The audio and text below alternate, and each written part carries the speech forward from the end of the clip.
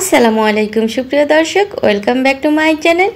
আজকের পর্বে শেয়ার করব গাজরের তৈরি অসম্ভব মজাদার এবং একদমই আনকমন একটা পিঠার রেসিপি। এই পিঠাটা এতটা মজাদার এবং মুচমুচে হয় আর কেউ আসল কথা যে বিশ্বাসই করতে চাইবে না এটা হচ্ছে গাজর দিয়ে তৈরি।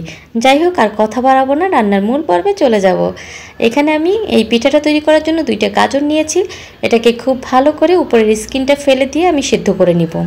আমি স্টিমারে এটাকে সিদ্ধ করছি, মানে এভাবে যদি সিদ্ধ করা হয় তাহলে গাজরের মধ্যে তেমন কোনো পানি থাকে না।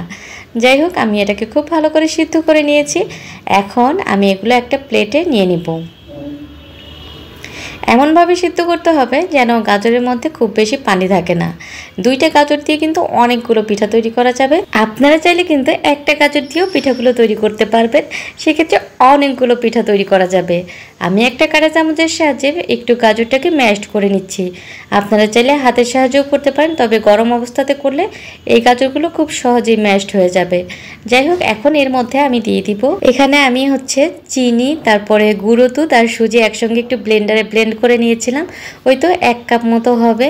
এরপরে সামান্য একটু লবণ, মানে 1 চিমটি লবণ দিয়ে সব উপকরণ খুব ভালো করে মেখে নেব। এই পর্যায়ে মাখতে মাখতে দেখবেন যে ডোটা অনেকটা পাতলা হয়ে গিয়েছে, যেহেতু চিনি ছিল, গুঁড়ো দুধ ছিল। মানে এখন এর মধ্যে আমি ময়দা দিয়ে দিব। ওই তো 1 কাপ পরিমাণ ময়দা দিব, অল্প অল্প করে দিয়ে আমি খুব ভালো করে খামিরটাকে মেখে নিব। গুঁড়ো দুধটা স্কিপ করবেন না, এক্ষেত্রে কিন্তু অনেক বেশি মজা হবে পিঠাগুলো। আর বাকিটুকু ময়দা দিয়ে আবারও খুব ভালো করে মেখে নিলাম। এখন এই পর্যায়ে ডোটা দেখতে পাচ্ছেন অনেকটাই পাতলা রয়েছে, এর জন্য আমি এর মধ্যে দিয়ে দিব আরও 1 কাপ পরিমাণ চালের গুঁড়ো। অল্প অল্প করে চালের গুঁড়ো দিয়ে মেখে মেখে মানে আপনাকে ডোটা একটু টাইট করে নিতে হবে আর কি। আর বাকিটুকু চালের গুঁড়ো দিয়ে আমি মেখে নিয়েছি। এখন হাতটা ক্লিন করে নিব, নিয়ে হাতে সামান্য পরিমাণে তেল ব্রাশ করে নিয়ে আর পিঠাগুলো তৈরি করে নিতে হবে। আপনি চাইলে যে কোনো শেপের পিঠা তৈরি করতে পারেন। আমি একটু লম্বা লম্বা মানে চমচমের মতো করে পিঠাগুলো তৈরি করব, যাতে করে দেখতে খুব ভালো লাগে।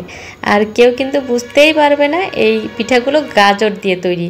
বিশেষ করে বাচ্চাদের যদি এভাবে আপনারা তৈরি করে টিফিনে দিয়ে দেন, ওরা কিন্তু খুব মজা করে খেয়ে নেবে। এখন সাদা তিলে আমি পিঠাগুলো খুব ভালো করে গড়িয়ে নিব। দেখুন কতটা রাজকীয় রাজকীয় লাগছে পিঠাগুলো দেখতে। এটা খেতে কি যে মজা, ভীষণ মজা। একবার হলেও বাসায় ট্রাই করে দেখবেন, আশা করি খুব ভালো লাগবে। এভাবে তৈরি করে আপনারা কিন্তু ফ্রোজেনও করে রাখতে পারবেন। যখন মন চাইবে বিকালে কিন্তু আপনারা চাইলে ভেজে অথবা বাচ্চাদের জন্য সকালে টিফিনের জন্য ভেজে দিতে পারেন। যাই হোক, সবগুলো পিঠা আমার তৈরি করা হয়ে গিয়েছে। এখন আমি এগুলো ভেজে নিব। আর পিঠাগুলো ভাজার জন্য তেলটাকে কিন্তু হাই হিটে খুব ভালো করে গরম করে নিয়ে চুলার জালটা লো করে দিয়ে একদমই অল্প জালে ভেজে নিতে হবে। ওই তো একদম লালচে করে উল্টিয়ে পাল্টিয়ে ভেজে নিলেই তৈরি হয়ে যাবে মুচমুচে গাজরের রাজকীয় পিঠা। কেমন লাগলো আজকের এই রেসিপিটা অবশ্যই কমেন্টস করে জানাবেন। ভালো লাগলে অবশ্যই আমার চ্যানেলটা সাবস্ক্রাইব করবেন, বেশি বেশি লাইক কমেন্টস শেয়ার করবেন। আর একটা কথা, বাসায় একবার হলেও ট্রাই করবেন। মানে এত মজাদার একটা পিঠা আমি মনে করছি যে আপনারা কখনো খানইনি। আর কেউ আসল কথা বুঝতেই পারবে না এই পিঠাটা গাজর দিয়ে তৈরি করা।